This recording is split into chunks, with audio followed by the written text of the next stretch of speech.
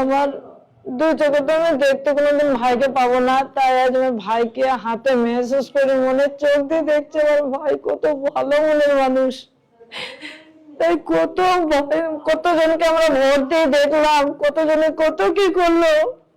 আজ আমার হুমায়ুন কবির ভাইকে আমরা ভোট দিয়ে দেখতে চাই। আমার ভাই আমাদের জন্য কত কি করতে চাই, আমাদের জন্য বাবরি মসজিদ বানাতে চলেছে ভাই।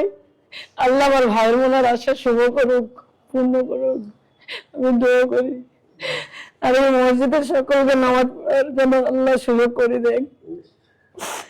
আর আমার সকল মা বোনেদের কাছে, ভাইদের কাছে আমার এই আবেদন, আমার এই ভাইকে ভোট দিয়ে যেন জিতাবার চেষ্টা করুন, আমার ভাইকে বিজয় করুন, আপনাদের কাছে আমার এই আবেদন।